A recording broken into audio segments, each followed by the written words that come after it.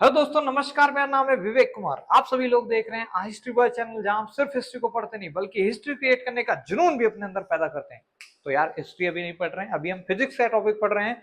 Magnetism class 12 से related है बेटा। आज हम पढ़ेंगे मैग्नेटिक फोर्स के बारे में, समझेंगे क्या होती है मैग्नेटिक फोर्स।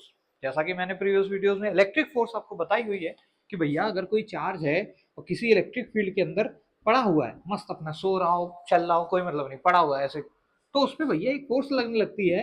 उस फोर्स की वैल्यू होती है क्यू ई।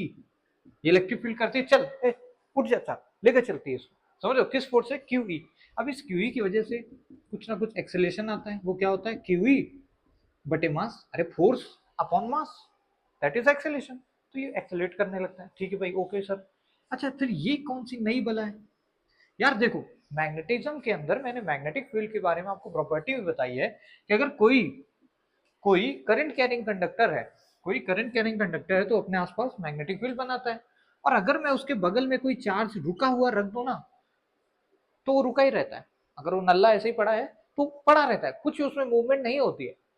इसका मतलब क्या, जो मैग्नेटिक फोर्स है वो अगर रेस्ट पे चार्ज है तो उस पर फोर्स नहीं लगाती है। हाँ, देखने में आ रहा है वी, क्योंकि मैग्नेटिक फोर्स में वी आ रहा है। तो अगर वी जीरो होगा तो फोर्स जीरो हो जाएगी क्या?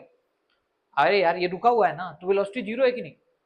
तो साइंटिस्ट लोगों ने बोला, ओ मतलब मैग्नेटिक फोर्स देखो यार, वेलोसिटी पे डिपेंड करती है, जबकि इलेक्ट्रिक फोर्स ज्यादा नहीं मोह माया करती है। वो कहती है चार्ज चल, लेके चलती हूँ तुम्हें। समझ लो, इलेक्ट्रिक फोर्स में इसीलिए कोई भी वेलोसिटी का टर्म नहीं आ रहा बेटा। ध्यान से देखो, यही डिफरेंस है। अब यार क्या है यार, ये बच्चों की चीजें।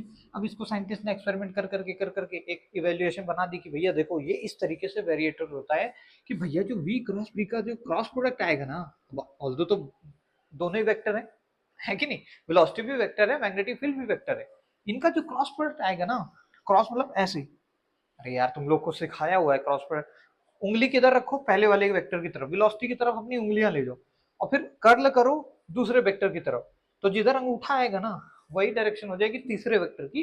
तो सी वेक्टर बराबर ए क्रॉस बी। ये क्रॉस प्रोडक्ट बता चुका हूँ यार, अब बार बार वो नहीं बताऊंगा, ठीक है? तो इसकी जो डायरेक्शन होती है इसके बराबर होती है। हाँ। अच्छा, टॉर्क में आपको बताया था, ये वेक्टर जो होता है ना, ये जो फोर्स वेक्टर है, ये वेक्टर परपेंडिकुलर होता है वेलोसिटी वेक्टर के भी और मैग्नेटिक फील्ड वेक्टर के भी। मतलब क्या है, जब भी क्रॉस प्रोडक्ट ऐसे लिखा होता है तो हम ये समझते हैं कि भाई इधर का जो वेक्टर है वो इन दोनों के परपेंडिकुलर आएगा। बोलो भाई, हाँ हाँ, ठीक है। तो भाई यही कंडीशन यहाँ भी है। वेलोसिटी फोर्स परपेंडिकुलर होंगे, वेलोसिटी फोर्स परपेंडिकुलर अगर होते हैं तो वर्क नहीं होता है उस फोर्स का। ये क्या बोल दिया सर? अरे यार समझो, वेलोसिटी जिधर होगा उधर ही डिस्प्लेसमेंट होगा। अरे यार, इसकी वेलोसिटी मान लो इधर है, तो इधर ही तो मूव भी कर रहा है ना, जस्ट इन केस, ठीक है? वेलोसिटी उधर ही डिस्प्लेसमेंट। और हमें पता है वर्क डन या एनर्जी होता है फोर्स डॉट डिस्प्लेसमेंट वेक्टर। क्योंकि फोर्स वेक्टर और वेलोसिटी परपेंडिकुलर है, 90 डिग्री है दोनों के बीच में, तो फोर्स वेक्टर और डिस्प्लेसमेंट में भी 90 डिग्री होगा, क्योंकि ये दोनों पैरेलल हैं यार, सेमी डायरेक्शन। तो क्या भैया ये जीरो नहीं हो जाएगा, कॉस 90 जीरो?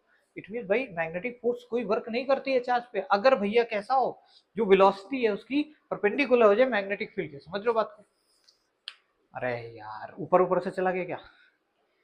अरे यार, मैग्नेटिक फील्ड में जब भी कोई चार्ज आता है ना, तो उसकी वजह से जो उसमें फोर्स लग रही है, वो फोर्स उसकी काइनेटिक एनर्जी को बढ़ाने का काम नहीं करती। कुल मिला के ये कहने का मतलब मेरा मीन्स क्या है, मैंने बोला वर्क डन जीरो।